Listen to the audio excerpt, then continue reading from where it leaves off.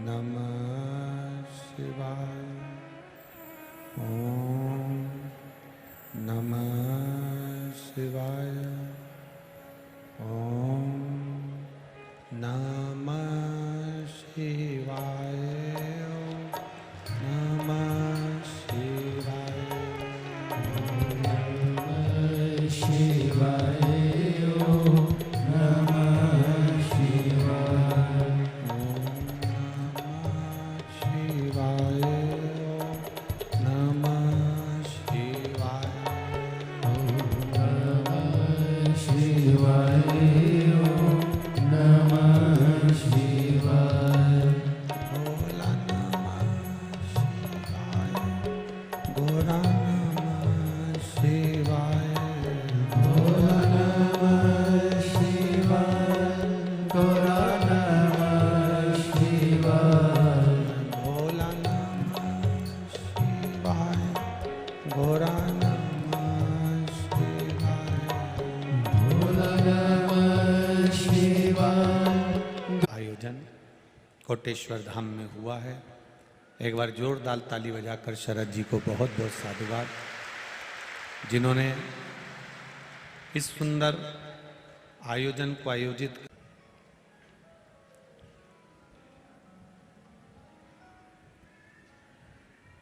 कल कथा में कहा था, पत्नी, बच्चे, कुटुंब, भोजन, पानी, घर, यह मानव का शरीर मिला है। मानव का ये एक शरीर प्राप्त हुआ है, तो ये मानव का शरीर कहीं हमारा व्यर्थ ना चले जाए।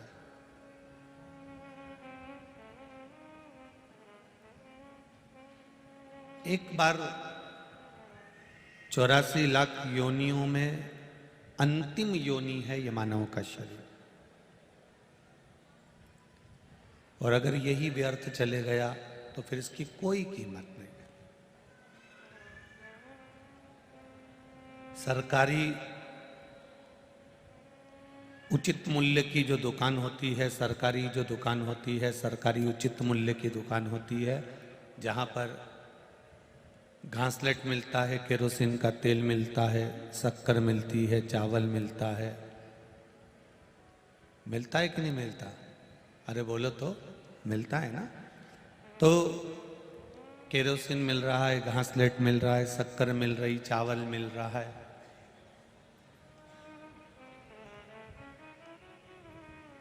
आपके पास में कार्ड भी है, और कार्ड लेकर आप चले भी जाते हो। 1 तारीख से लेकर 30 तारीख के बीच में आप जब महीने के अंदर अंदर, 1 महीने के अंदर अंदर आप जब पहुंचोगे, 1 तारीख से लेकर 30 तारीख के बीच में जब आप वहां पहुंचोगे और कहोगे कि साहब ये हमारा कार्ड है और हमें शक्कर दे दो, चावल दे दो, हमें क्रोसिन दे दो, घासलेट दे दो, तो कोई भी दे देगा। मना नहीं करेंगे, दे देंगे कि ये शक्कर है, ये चावल है, ये घासलेट है, ये तुम्हारा है, ले लो। पर अगर महीना निकलने के बाद तुम कार्ड लेकर जाओगे और दोगे, परमिट लेकर जाओगे, राशन कार्ड लेकर जाओगे, तो महीना निकलने के बाद कोई देगा क्या? जम के तो बोलो, नहीं देगा। क्योंकि महीना निकल गया, समय निकल गया, महीना निकला, समय निकला। अब तुम इस महीने का ले जा सकते हो, पर पिछले महीने का तुम नहीं ले जा सकते। उसी तरह ये मानव की देह है। बचपन निकल गया, जवानी निकल गई, अधेड़ी निकल गई, बुढ़ापा निकल गया, और अंत समय में, मरते समय तुम कार्ड लेकर जाओ और ऊपर जाकर कहो कि मुझे बैकुंठ दे दो, तो वो भी कह देगा इसमें है नहीं। अब इसमें है नहीं, अब मैं तुम्हें बैकुंठ नहीं दे सकता, क्योंकि इसमें तुमने प्रयोग ही नहीं करा। सब कुछ मिलता तुमको, सब कुछ प्राप्त होता, पर अब नहीं मिल सकता क्योंकि इसमें है नहीं। महीने भर के अंदर आप उचित मूल्य की दुकान पर, सरकारी दुकान पर, राशन की दुकान पर जाते तो मिल जाता। महीना निकलने के बाद जाओगे तो प्राप्त नहीं हो सकता, फिर मिलेगा नहीं। कठिन है, बहुत कठिन।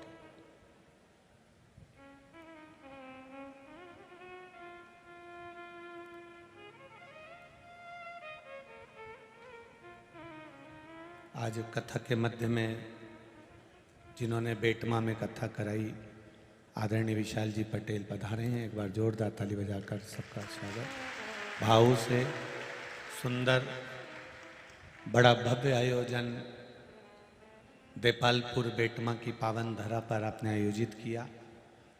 लाखों लाखों भक्त वहाँ पहुँचे और बड़ी सुंदर व्यवस्था जैसे यहाँ आयोजित की गई वैसे वहाँ आयोजित की गई।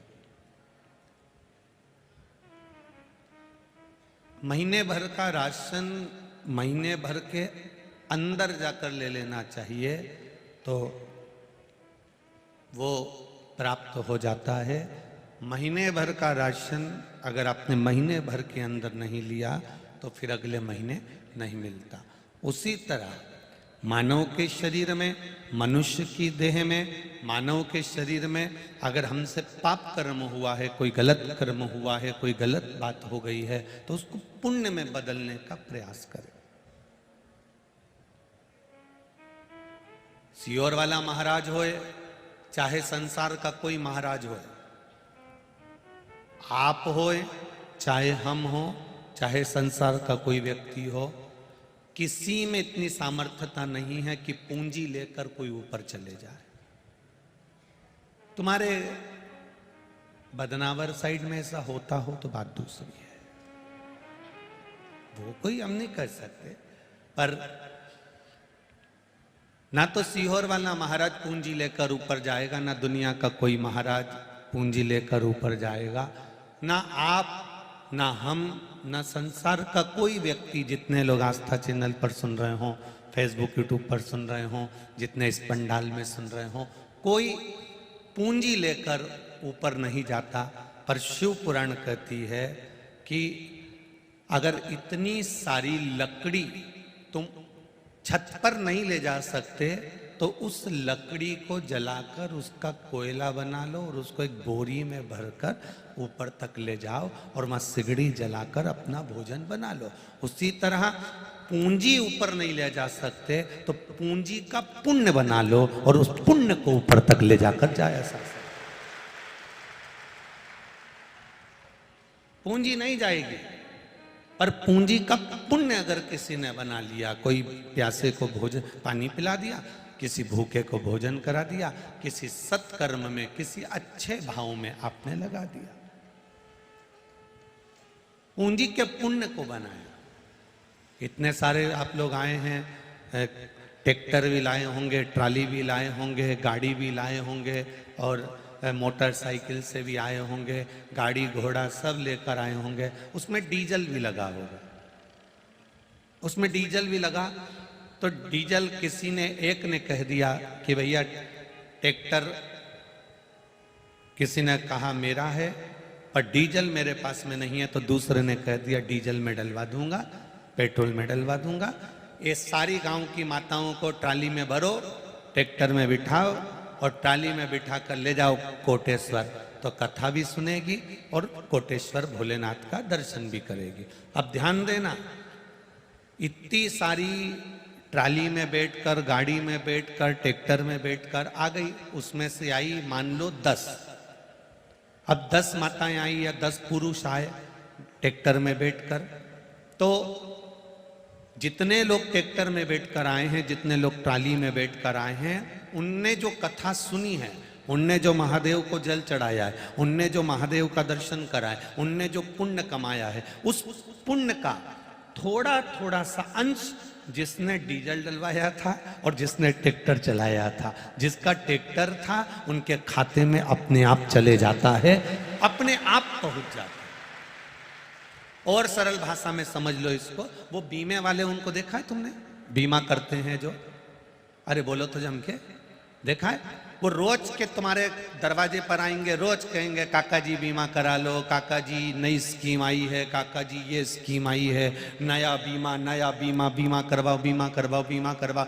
अब ईमानदारी से बोलो, पैसा तुम्हारा और मिलेगा भी तुम कोई, तो ये अपना प्राण क्यों खाए कि बीमा कराओ, बीमा कराओ, बीमा कराओ, बीमा कराओ, बीमा कराओ, बीमा कराओ? उसका केवल एक कारण है, अगर आपने बीमा कराया है तो तुम्हारी बीमा की राशि में से एक अंश, थोड़ा सा भाग इस बीमा वाले को, मैं तो नहीं मालूम दादा, क्योंकि मान लिखा तो नहीं था, पर तो इस रोड से हम आ रहे थे तो वहाँ ईंट के भट्टे लगे हैं।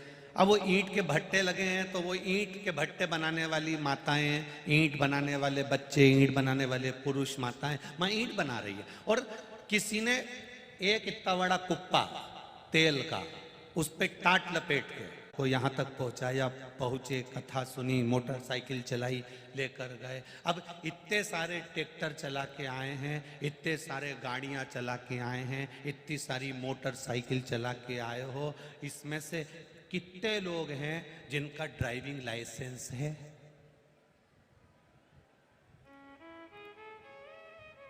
कम से कम पूरों की मापदंड निकाला जाए, पूरों को निकाला जाए तो कम से कम 50% लोगों के पास में ड्राइविंग लाइसेंस होगा, और 50% तो उसके भरोसे पे चल रहा है। बोलो सही है कि गलत है? उसके भरोसे पर। तो वो पीछे बैठी हुई भाईवन भी माथा पे पल्लू ले लेने भजन गाती गाती बोले, टाइम पे पहुंचा तो देगा?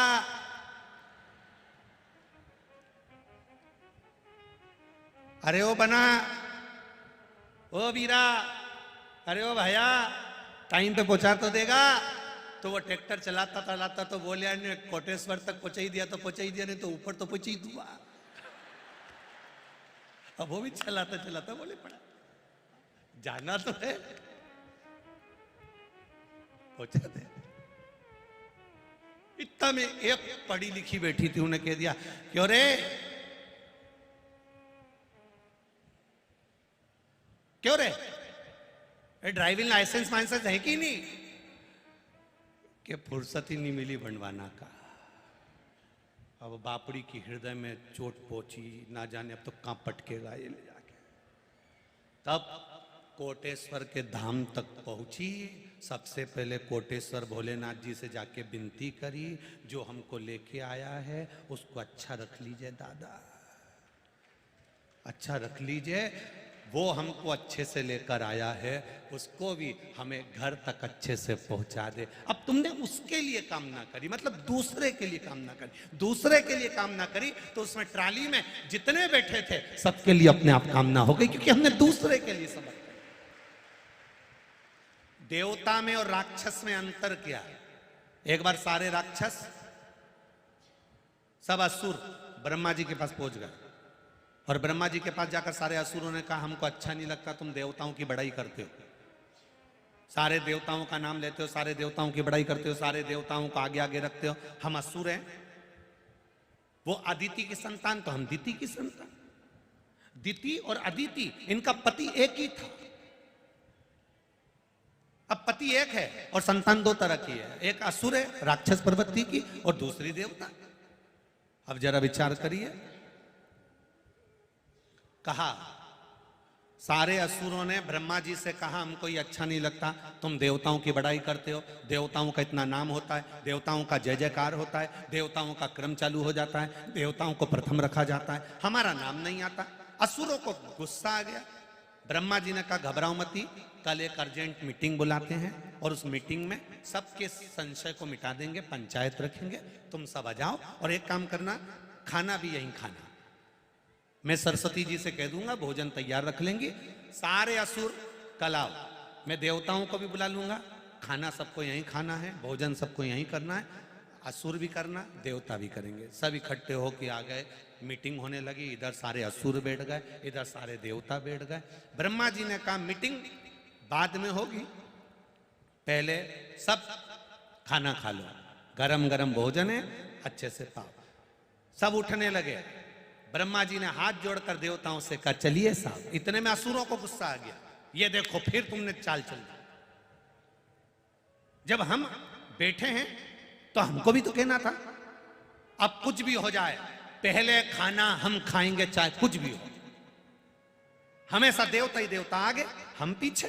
ब्रह्मा जी ने कहा कोई बात नहीं भैया, एक काम करो, देवताओं तुम बैठ जाओ, असुर तुम पहले भोजन करने चलो। चलो, अब भोजन की पंगत लगी, सबको लाइन से बिठा दिया। ब्रह्मा जी ने कहा हमारे ब्रह्मलोक का एक नियम है। क्या? भोजन करने से पहले तुम्हारे हाथों में एक एक डंडा बांधना पड़ेगा।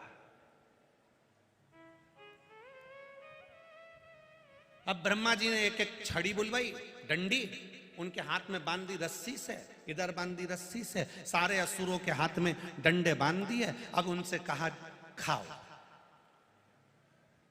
अब असुर राक्षस सोचे बताओ खाएं कैसे। अब इन्होंने बड़ी मुश्किल से लड्डू उठा भी लिया तो हाथ तो लंबा की लंबा, क्योंकि ये मुड़े ही नहीं, क्योंकि डंडा बना। अब खाए कैसे? तो इन्होंने ऊपर ले गए, इन्हें छोड़ ही दिया और बूंदा आ करे अंदर गिरे। कहीं कहीं का तो सही गिर जाए, कहीं कहीं का नाक से टकरा के नीचे, कहीं का ठोडी से टकराए नीचे गिर जाए। बड़ी मुश्किल से इन लोगों ने खाना खाया। पर लड्डू तक तो ठीक था, पर पूड़ी और दाल तो कैसे खाई होगी तुम ही देख लो। बड़ा मुश्किल। असुरों को क्रोध आ गया, इनको आया गुस्सा। इन्होंने कहा बताओ, हमसे तो खाते ही नहीं बना, खा खा के देखा हमने, खाते नहीं बन रहा। देवताओं का भी तो नंबर आएगा, तब ये नियम उनके लिए लागू होता है कि नहीं होता, हमको देखना है। अब बैठे देवता भोजन करने के लिए, देवता भोजन करने के लिए बैठे तो ब्रह्मा जी ने देवताओं से कहा चलो बैठो। अब असुरों ने कहा इनके लिए नियम। ब्रह्मा जी बोले शांत तो रहो, डंडा आ रहा है, डंडी आई, छड़ी आई, रस्सी आई, देवताओं का हाथ भी बांधा गया। हाथ बांधने के बाद देवताओं से कहा करो भोजन। अब देवताओं ने मन में विचार करा खाएंगे कैसे। तब देवताओं ने दूसरे देवताओं से कहा एक काम करो, आधे लोग आसन उधर बिछा लो, आधे अपन इधर बैठ जाते हैं, हम इधर से तुम्हें खिलाएंगे, उधर से तुम हमें खिलाना, दोनों का भोजन पूर्ण हो जाएगा। असुरों ने ब्रह्मा जी से कहा ये कहां की रीति है। ब्रह्मा जी कहते हैं बस असुर में और देवता में यही अंतर है, देवता दूसरे को खिलाते हैं तो उनको भी खाने को मिलता है, असुर स्वयं खाते हैं इसलिए वो दूसरे को खिलाना नहीं जान पाते। असुर में और देवता में एक अंतर है, स्वयं खा लेना सुकृति है, छुड़ाकर खा लेना विकृति है, और बांट कर खाना ये मेरे भारत देश की संस्कृति है। हम बांट कर खाते। आप दूसरे को पानी पिला रहे हो, आप दूसरे को लेकर जा रहे हो, आपने ड्राइवर के लिए मांगा मेरे ट्रैक्टर का ड्राइवर को अच्छे से रखना, तो इतने लोग अच्छे से अपने आप पहुंच गए। आपने दूसरे के कल्याण की बात करी, इसलिए हमारे यहाँ बार बार चिल्ला के कहते हैं विश्व का, जम के बोलो विश्व का कल्याण हो, धर्म की अधर्म का, प्राणियों में विश्व का कल्याण। हम क्यों कहते हैं विश्व का कल्याण? हमारे को क्या पड़ी विश्व के कल्याण की? क्योंकि हम दूसरे के लिए जब अच्छा मांगेंगे, हम दूसरे के लिए समर्पण का भाव मांगेंगे, हम दूसरे के लिए कुछ अच्छा मांगने का प्रयास करेंगे, हमारा अपना अच्छा अपने आप होते चले जाएगा, अपने आप।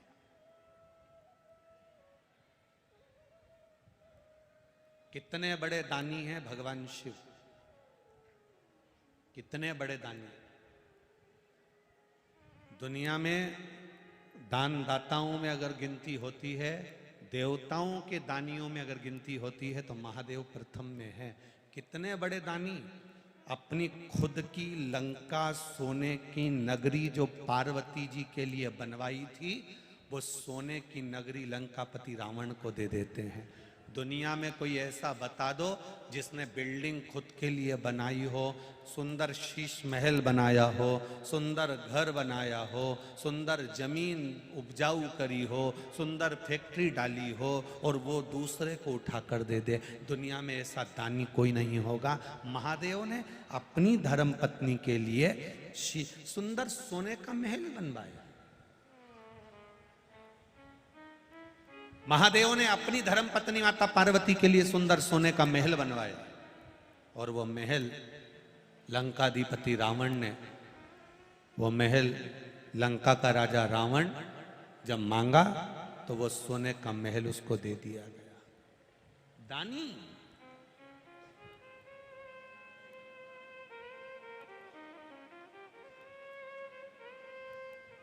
महाराज, फिर भी लोग कहते हैं ब्रह्मा जी श्रेष्ठ है, लोग कहते हैं विष्णु जी श्रेष्ठ हैं, लोग कहते हैं ये श्रेष्ठ है, लोग कहते हैं वो श्रेष्ठ हैं। धीरे धीरे दुनिया के लोगों ने शंकर भगवान को एक कोने में ले जाकर बिठा दिया और ये विचार करने लगे कि देवाधिदेव महादेव तो साधारण है, क्रोध के देवता हैं, ये तो गुस्सा ज्यादा करते हैं, गंजेड़ी हैं, भंगेड़ी हैं। कई लोगों ने कुछ ना कुछ उनके लिए बोलना प्रारंभ करा। पर एक बात अपनी जिंदगी में याद रखना, घर का जो व्यक्ति सबसे ज्यादा मेहनत करता है, घर का जो व्यक्ति सबके लिए काम करता है, घर का जो व्यक्ति सारे घर को जोड़ कर चलता है, सबसे ज्यादा बुराई का ठीकरा उसी के माथे पर फटता है। सबसे ज्यादा नफरत उसी को मिलती है, सबसे ज्यादा दुख उसी को मिलता है, सबसे ज्यादा तकलीफ उसी को होती है। जो सबको जोड़कर चल रहा है, सबको लेकर चल रहा है, सबको संजो कर चल रहा है, सबकी सुनकर चल रहा है, सबको एक बनाने की सोच रहा है, सबको आगे बढ़ाने की सोच रहा है, सबको अग्रण्य बनाने की सोच रहा है, सबसे ज्यादा बुराई का ठीकरा उसी पर पड़ता है। विष किसने पिया? विष कौन पी रहा है? देवाधिदेव महादेव।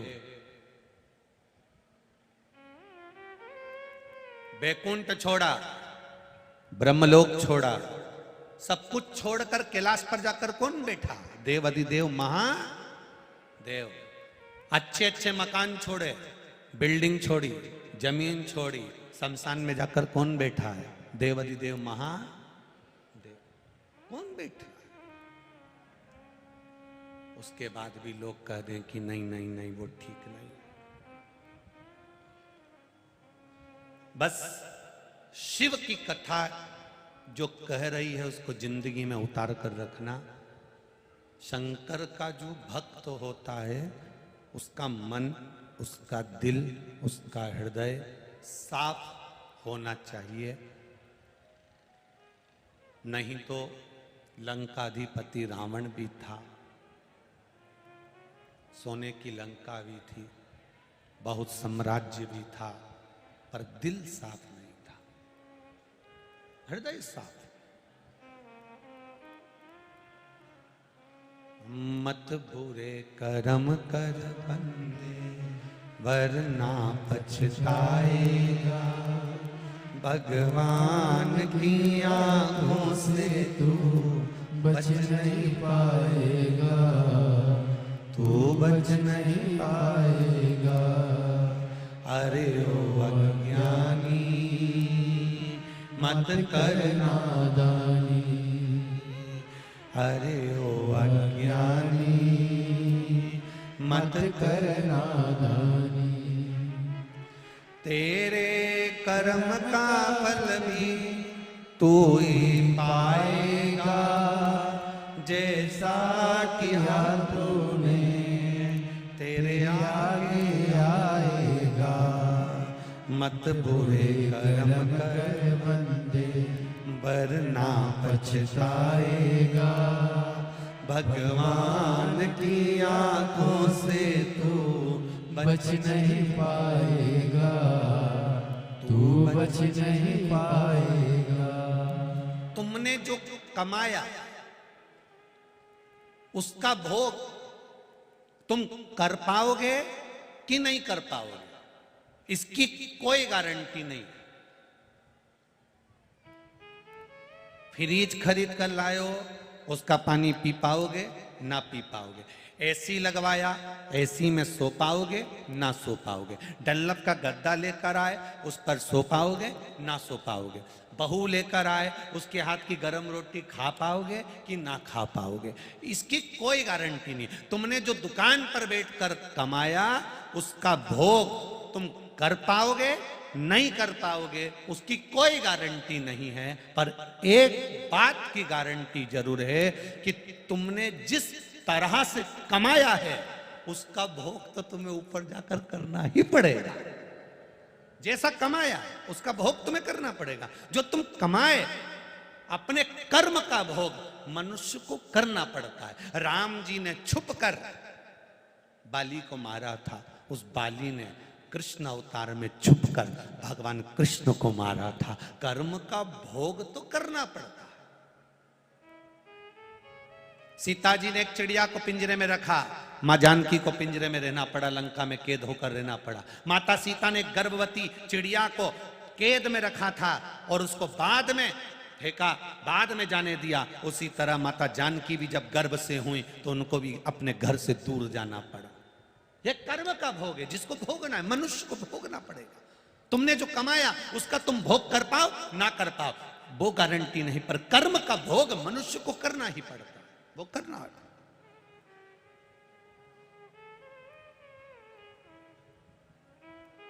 बहुत लोग कहते हैं गुरुजी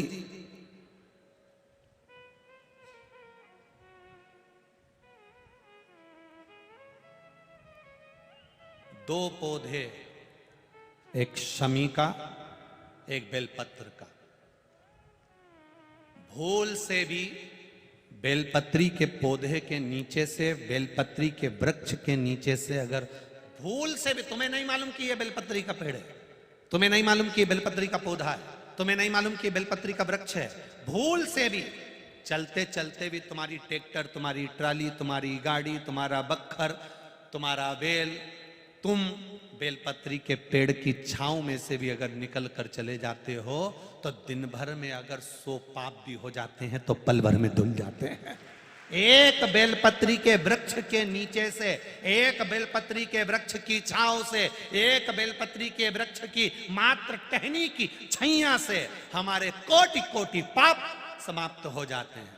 आप सबसे इस कोटेश्वर धाम की पावन धरा से एक निवेदन करना चाहूंगा, पूरे आस्था चैनल के श्रोताओं से, फेसबुक यूट्यूब के श्रोताओं से, और जितने लोग यहाँ कथा सुन रहे हैं, बारिश का समय आए तो एक बेलपत्री का पेड़ बड़ा कर कर उसको कहीं रोड के किनारे अवश्य लगाओ। कोई निकल कर जाएगा, उस पे छांव पड़ गई तो उसका कल्याण हो जाएगा।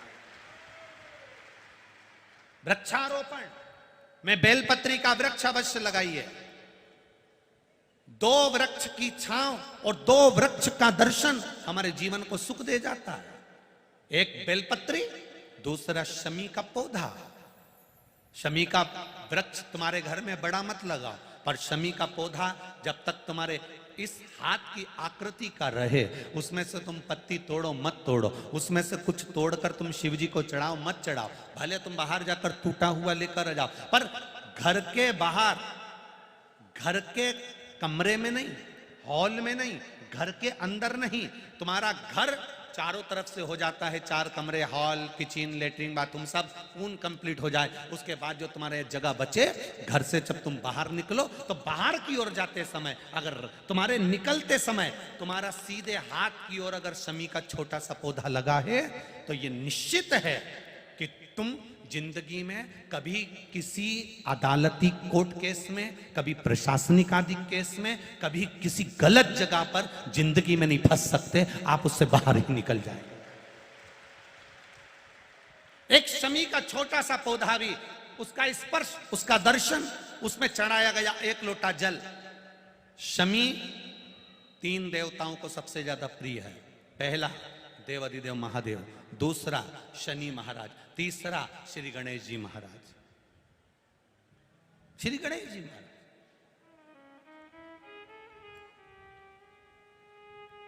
क्योंकि शमी की शादी करने वाला कौन था?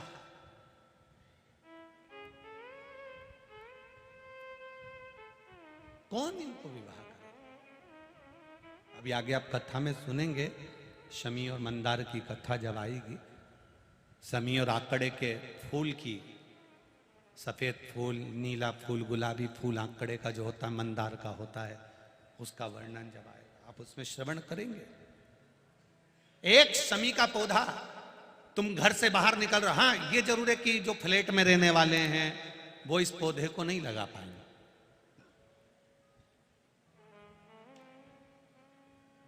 क्योंकि जब दरवाजे से निकलते हैं तो अंदर गच्ची होती है, गैलरी होती है, तो कैसे लगाएं घर के बाहर।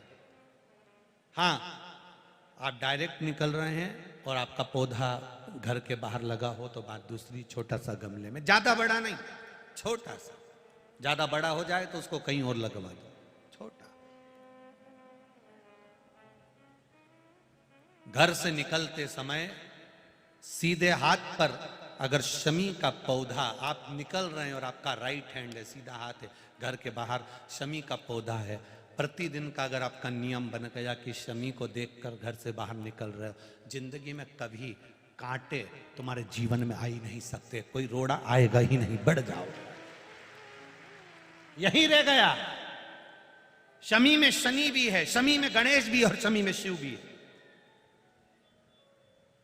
कल एक कथा चल रही थी,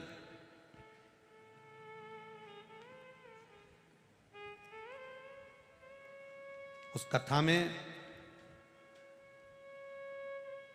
कौस ब्राह्मण राजा रघु के पास जाकर कितनी स्वर्ण मुद्रा मांगे थे? बोलो बोलो जम के, 14 करोड़।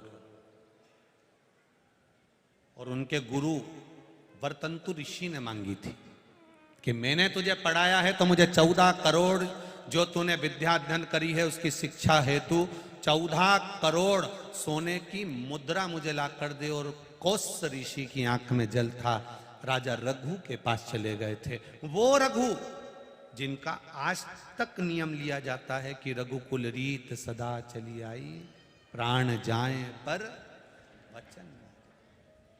कौस आए, कौस ब्राह्मण ने आंख में जल भरा था। राजा रघु ने देखा, शिव जी की पूजन करके उठे थे राजा रघु, और उन्होंने देखा कि एक ब्राह्मण दरवाजे पर खड़ा हुआ है, आंख में अश्रु है उसके, नैनों में जल भरा है उसके। पूछा, क्या बात है ब्राह्मण देवता, क्या हुआ? हुआ क्या ब्राह्मण देवता, क्यों रो रहे हो?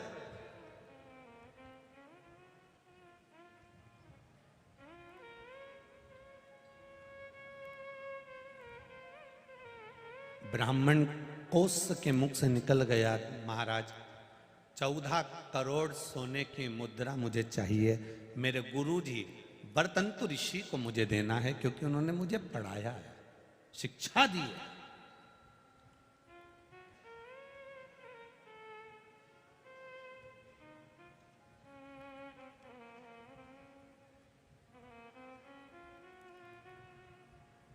₹14 करोड़ कैसे दूंगा मैं आपको? अभी तो मैंने 3 दिन पहले यज्ञ करा है, बड़ा यज्ञ हुआ, समापन हुआ, पूरा कोष उसमें समाप्त हो गया।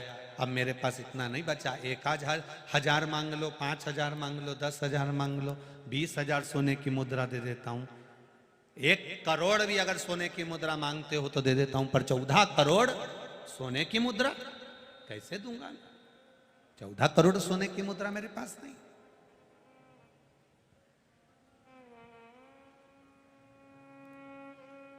हाथ जोड़कर ब्राह्मण खड़ा और कहता है कि 14 करोड़ ही चाहिए महाराज। ठीक है, राजा रघु इतनी जल्दी किसी को वचन नहीं देते, और वचन दिया है तो फिर निभाना। राजा रघु ने अपनी धर्म पत्नी की ओर देखा, और धर्म पत्नी ने देखा कि ब्राह्मण का बालक है, आंख में आंसू भरा है, इसको रोता हुआ नहीं देख सकते, दे दो। पत्नी से कहा, 14 करोड़ स्वर्ण मुद्रा नहीं है राजकोष में। आपने देवादिदेव महादेव की पूजन करी है ना। शंकर का जो भक्त होता है ना वो अड़भंगा होता है, अड़भंगा।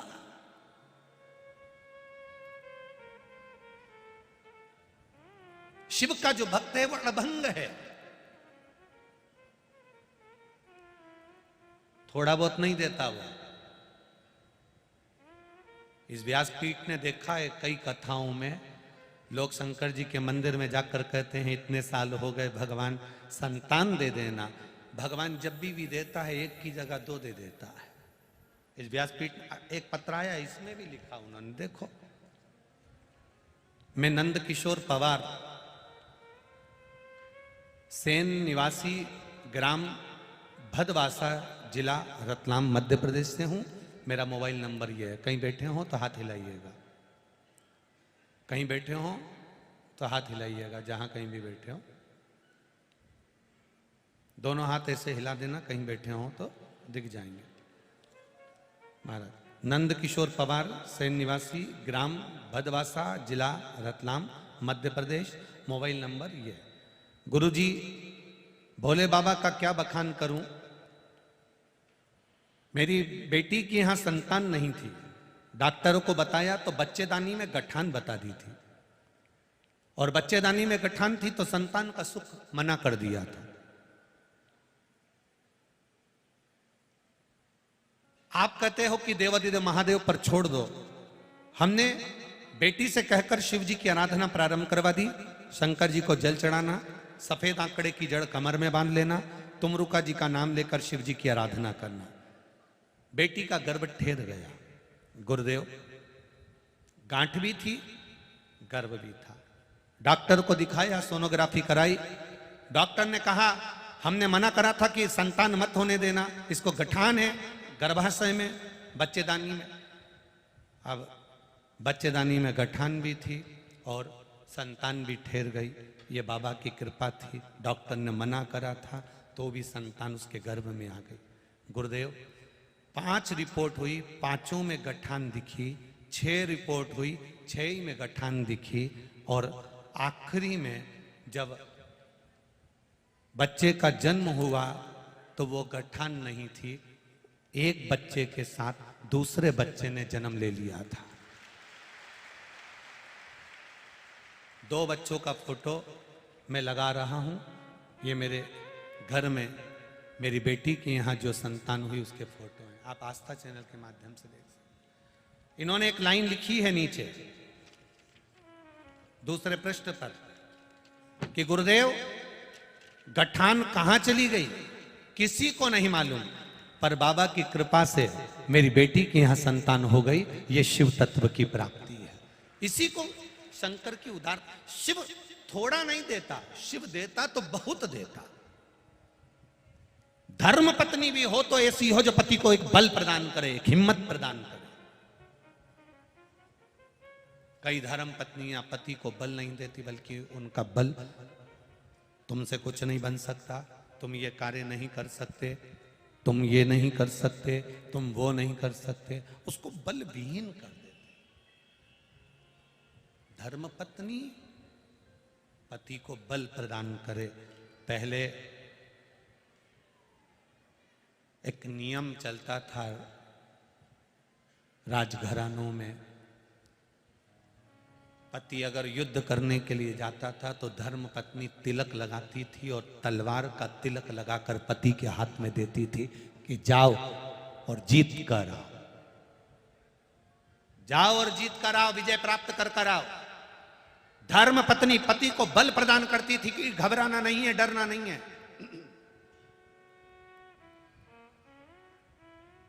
शिव भी यही कहते हैं, क्यों घबराना। विपदा की जब घड़ी आ जाए, विपदा का जब समय आ जाए, विपदा तुम्हारे सामने हो तो घबराना नहीं है। मेरे साथ हैं भोलेनाथ जी, किस बात की चिंता। क्यों चिंता कर, जो होगा देखा जाए।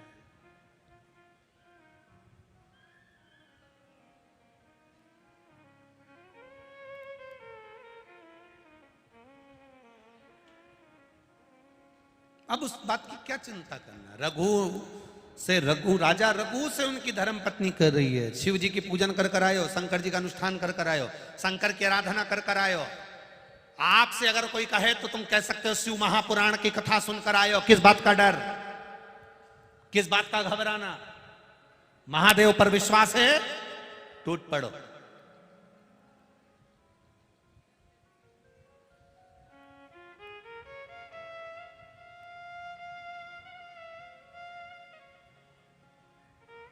अरे भाई, अब सौंप दिया इस जीवन का सब भार तुम्हारे हाथ, उसमें घबराना क्या है।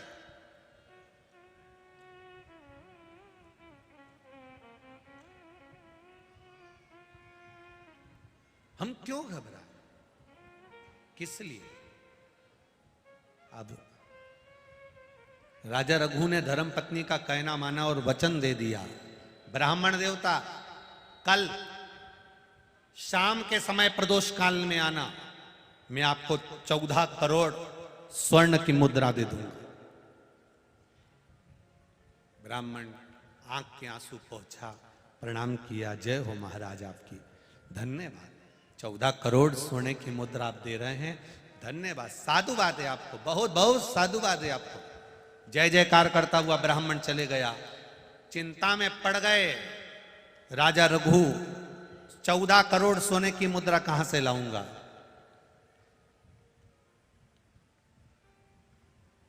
चौदह करोड़ सोने की मुद्रा कहां से लाऊंगा, और इतनी मुद्रा किसी आसपास के राज्य में भी नहीं है कि किसी राजा से लेकर आ जाऊं, किसी प्रजा से लेकर आ जाऊं। किस राजघराने में जाकर मैं 14 करोड़ सोने की मुद्रा लाऊंगा। धर्मपत्नी ने कहा, जरूरी है कि आसपास के राज्य में आक्रमण करोगे और सोने की मुद्रा लाओगे। अगर लाना है तो 14 करोड़ सोने की मुद्रा इंद्र के पास मिलेगी। अभी तक नीचे आक्रमण करा था, अब की बार ऊपर आक्रमण करना है। घबराना नहीं है। इंद्र, अरे राजा रघु कह रहे हैं अपनी धर्मपत्नी से, इंद्र, हाँ तो क्या हुआ, शिव का नाम लो, हर हर महादेव का एक नारा लगाकर टूट पड़ो। और राजा रघु ने तुरंत इंद्र के ऊपर आक्रमण करने की तैयारी कर ली। सेना तैयार, तब तैयार, बल तैयार। पत्नी के कहने पर आज राजा रघु देवाधिदेव महादेव की आराधना कर कर जाने लगे। जैसे ही जाने लगे, जाते जाते राजा रघु बस आगे बढ़े ही थे, और बढ़ते ही धर्म पत्नी ने राजा रघु के हाथ में एक शमी का पत्र दे दिया। एक शमी का पुष्प जिसका कलर नीला था, गुलाबी था, वो पुष्प शमी का राजा रघु के हाथ में दिया। रघु ने वो पुष्प देवाधिदेव महादेव को समर्पित किया और इंद्र के लिए जाने की तैयारी करी। इतनी देर में तो इंद्र के पास पहुंचे ही नहीं, इंद्र स्वयं राजा रघु के पास आकर खड़ा हो गया। स्वयं इंद्र आ गया राजा रघु, स्वयं राजा रघु के स्वयं इंद्र पधारे। स्वयं इंद्र राजा रघु के पास। रघु, आप कौन?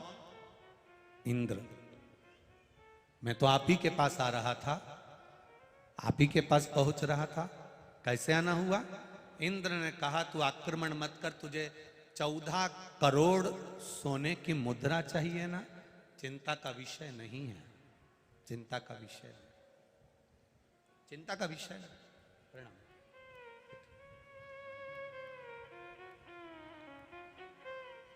हमारे बीच संत पधारे, एक बार जोरदार ताली बजाकर स्वागत करिए।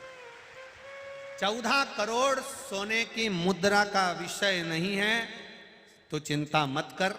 तूने जब एक शमी का पुष्प देवाधिदेव महादेव को समर्पित करा है तो उसका बल इतना है कि 14 करोड़ सोने की मुद्रा तो इंद्र को देना ही पड़ती है।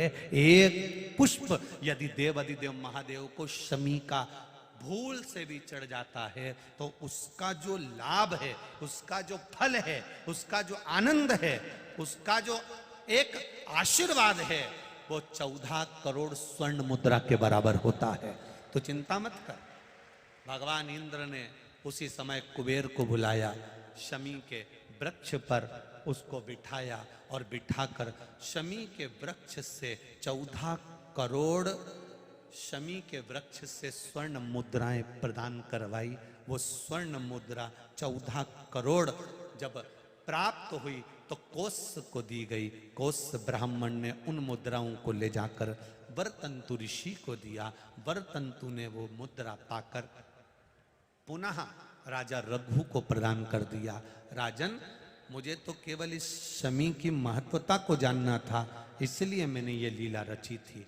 आपसे निवेदन है, जिंदगी में प्रयास करना, जब जब कहीं ऐसा तुम्हें महसूस होने लगे, जब जब तुम्हें ऐसा लगने लगे, ऐसा लगे आपको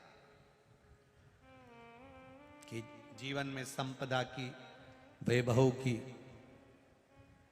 थोड़ी सी कमी सी लगने लगे, तब प्रयास करना। प्रयास, तब प्रयास करिएगा कि कहीं नहीं जाना। एक